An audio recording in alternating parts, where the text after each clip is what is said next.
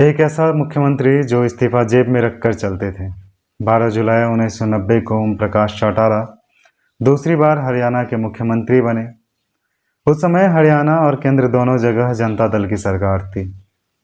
BP Singh प्रधानमंत्री थे और डिप्टी प्राइम मिनिस्टर देवीलाल थे। तत्कालीन मुख्यमंत्री ओम प्रकाश चौटाला पर महमकांड के दाग हटे नहीं थे।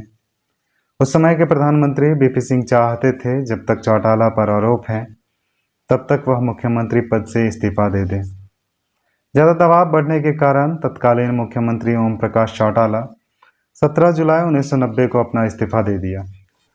उस समय के उप प्रधानमंत्री देवीलाल, जो ओम प्रकाश के पिताजी भी थे, वे चाहते थे कि मुख्यमंत्री ऐसे व्यक्ति को बनाया जाए जो उनके इशारों पर काम करे।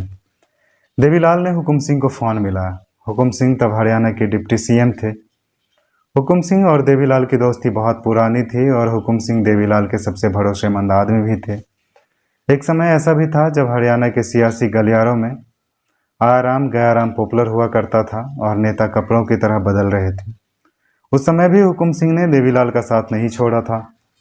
उप प्रधानमंत्री देवीलाल ने हुकुम सिंह से पूछा, क्या मैं हरियाणा का मुख्यमंत्री बना दूं? इस बात पर हुकुम सिंह चौंक गए। उन्होंने कहा, मुख्यमंत्री का पद मैं संभाल नहीं पाऊंगा, आप किसी और को ये जिम्मेदारी दे दीजिए। देवीलाल ने कहा, कोई और विकल्प नहीं है, आपको ही जिम्मेदारी संभालनी पड़ेगी।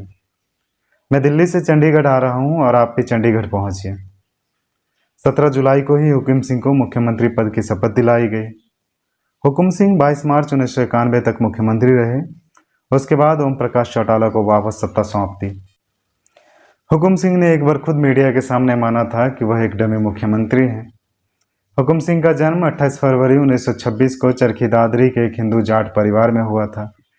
उन्होंने चरखी दादरी के सरकारी स्कूल से 10वीं क्लास तक की पढ़ाई भी की थी। उसके बाद वे उसी सरकारी स्कूल में टीचर बन गए थे।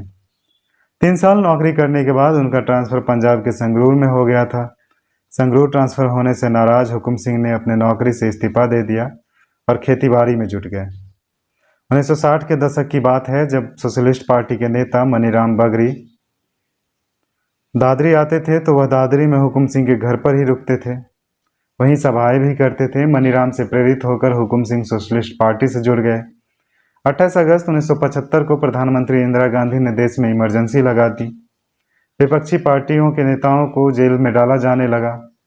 इसी बीच हुकुम सिंह को भी जेल में जाना पड़ा। जनवरी 1977 में हुकुम सिंह जब जेल से बाहर आए, इसके बाद उन्होंने पहली बार दादरी विधानसभा सीट से चुनाव लड़ा और चुनाव में जीत हासिल की। चुनाव जीतने के बाद उनकी मुलाकात देवीलाल से हुई और वे उनके करीबी हो गए। 1978 में देवीलाल सरकार में उन्हें पंचायत मंत्री बनाया गया। 25 जून 1977 को देवीलाल ने इस्तीफा दे दिया था। चौधरी भजनलाल तब हरियाणा के मुख्यमंत्री पद की शपथ ली थी। कहा जाता है कि भजनलाल ने हुकुम सिंह से कहा था कि वो उनके साथ आ जाए, वे उन्हें मंत्री बनाएंगे, लेकिन हुकुम सिंह ने देवीलाल का साथ नहीं छोड़ा था। इधर सत्ता गंवाने के बाद देवीलाल ने मोरारजी देसाई के खिलाफ खेमेबंदी शुरू कर दी, जिसकी अगुवाई चौधरी चरण सिंह कर रहे थे। 28 जुलाई 1979 को मोरारजी देसाई की प्रधानमंत्री की कुर्सी चली गई। चौधरी चरण सिंह देश के प्रधानमंत्री बने। सितंबर 1979 में चौधरी चरण सिंह ने लोकदल की नींव रखी तो देवीलाल के साथ हुकुम सिंह भी इसमें शामिल हो गए। 1987 के हरियाणा विधानसभा चुनाव में लोकदल को बहुमत मिला तो देवीलाल फिर से मुख्यमंत्री बने। इस बार देवीलाल ने हुकुम सिंह को अपनी सरकार में उप मुख्यमंत्री बनवाया। 1989 में महमकांड की वजह से तत्कालीन मुख्यमंत्री ओम प्रकाश चौटाला को इस्तीफा देना पड़ा तो उस वक्त के देवीलाल के सबसे भरोसेमंद हुकुम सिंह को हरियाणा सरकार की कमान सौंपी गई। कहा जाता है कि हुकुम सिंह भले ही मुख्यमंत्री थे, लेकिन सारे फैसले ओम प्रकाश चौटाला ही लेते थे।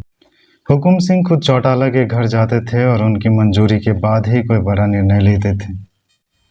उस समय के हरियाणा के राज्यपाल रहे धनिकलाल मंडल से मुख्यमंत्री हुकुम सिंह की अच्छी दोस्ती थी। एक बार धनिकलाल मंडल ने हुकुम सिंह से कहा था कि अगर आपकी सरकार अल्पमत में आ जाए तो आप इस्तीफा मत देना, मैं आपको 6 महीने तक मुख्यमंत्री बनाए रख सकता हूँ। इस पर हुकुम सिंह का जवाब था कि मैं कुर्सी का लोभी नहीं हूँ, मैंने तो कभी सपने में भी नहीं सोचा था कि मुख्यमंत्री बनूंगा। ये तो देवीलाल का अपनापन है कि उन्होंने मुझे मुख्यमंत्री बनवाया। मैं अपनी जेब में इस्तीफा लेकर चलता हूँ, जब देवीलाल कहेंगे मुख्यमंत्री की कुर्सी छोड़ दूंगा। 1991 में लोकसभा चुनाव के साथ ही हरियाणा में विधानसभा चुनाव हुए। देवीलाल के साथ ही हुकुम सिंह भी भारतीय जनता पार्टी में शामिल हो गए। हुकुम सिंह भिवानी से लोकसभा और दादरी से विधानसभा चुनाव में उतरे, लेकिन दोनों ही सीट पर वे हार गए। इसके बाद 1992 में हुकुम सिंह ने हरियाणा में हरियाणा समाजवादी पार्टी की नींव रखी। हुकुम सिंह के बेटे राजवीर सिंह बताते हैं, 1990 की बात है जब हुकुम सिंह मुख्यमंत्री बनने के बाद दादरी पहुंचे। रात में वे गेस्ट हाउस में ठहरे थे। अगली सुबह 5 बजे सिक्योरिटी को बिन बताए वे खेतों की तरफ पैदल ही चल दिए। वे करीब 2 किलोमीटर तक आगे चले गए। जब सुरक्षा कर्मियों की आंख खुली तो देखा कि सीएम साहब तो हैं ही नहीं। उन लोगों ने बहुत तलाशा, लेकिन हुकुम सिंह कहीं नहीं मिले। दौड़े दौड़े सुरक्षा कर्मी हुकुम सिंह के घर गए। वहां उनके परिवार वालों ने बताया कि वे खेत घूमने गए हैं। इसके बाद जब सुरक्षा कर्मियों की टीम खेत की तरफ गई तो देखा मुख्यमंत्री रास्ते में आ रहे हैं। 1992 की बात है, हरियाणा के पूर्व मुख्यमंत्री हुकुम सिंह के फोन की घंटी बजी। यह कॉल था मुलायम सिंह यादव का। उन्होंने हुकुम सिंह से पूछा, आपने हरियाणा समाजवादी पार्टी बनाई है।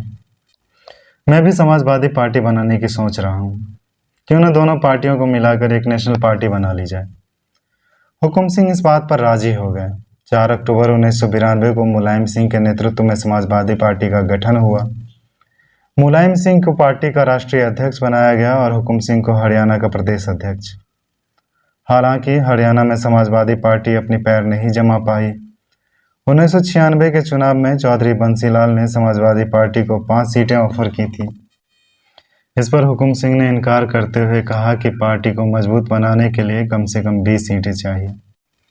नतीजा यह हुआ कि बंसीलाल के साथ गठबंधन टूट गया। हुकुम सिंह के साथ ही समाजवादी पार्टी के सभी कैंडिडेट भी चुनाव हार गए। इसके बाद हुकुम सिंह ने राजनीति से किनारा कर लिया। 26 फरवरी 2015 को पूर्व मुख्यमंत्री हुकुम सिंह का निधन हो गया।